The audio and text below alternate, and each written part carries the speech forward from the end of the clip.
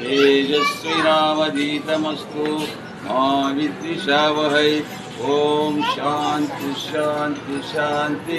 ಸಹನಾಭವತನ ಎಲ್ಲರೂ ಕೂಡಿ ಮಾಡ್ಕೊಂಡು ಹೋಗ್ತಕ್ಕಂಥದ್ದು ಸಹನಾಭವತ. ಎಲ್ಲರೂ ಕೂಡಿ ಮೊನ್ನೆ ಕಾಸಿಗೆ ಇದ್ದಿಲ್ಲ, ಎಲ್ಲ ಅಸ್ತವ್ಯಸ್ತ ಆಗಿಬಿಡುತ್ತೆ. ಪ್ರತಿ ವಾರ ನೋಡ್ತಾ ಇದ್ದೀವಿ, ಪ್ರತಿ ವಾರ ನೋಡ್ತಾ ಇದ್ದೀವಿ, ಟಿ ಒಳಗೆ ನೋಡ್ತಾ ಇದ್ದೀವಿ, ಮೊಬೈಲ್ನಾಗ ನೋಡ್ತಾ ಇದ್ದೀವಿ, ಫೇಸ್ಬುಕ್ನಾಗ ನೋಡ್ತಾ ಇದ್ದೀವಿ.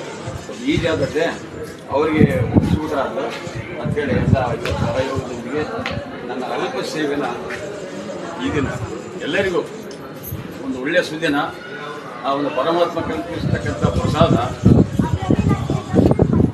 ನಮ್ಮೆಲ್ಲ ದೇವರುಗಳಿಗೆ ಸಲ್ಲಲಿ ಅಂತ ಈ ಒಂದು ವಿಷಯ ಹೇಳಿ.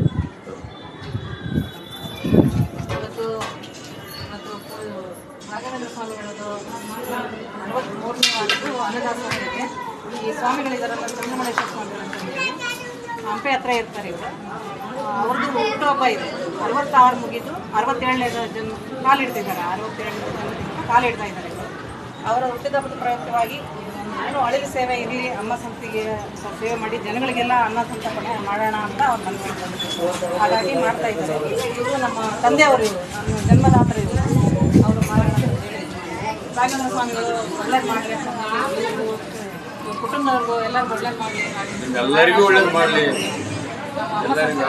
ಎಲ್ಲ ಜನರ ಪರವಾಗಿ ಧನ್ಯವಾದಗಳು ಹೇಳಿ.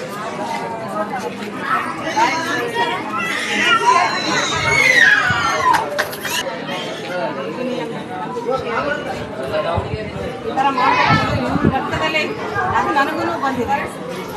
ಮೊದಲು ನಮ್ಮ ತಾತನು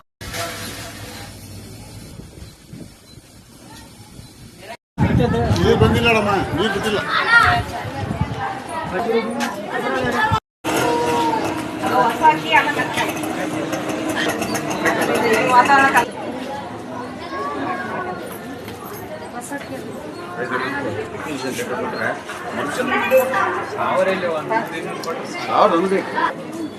ದಿನ ಹೋಗ್ಬಿಡೋದ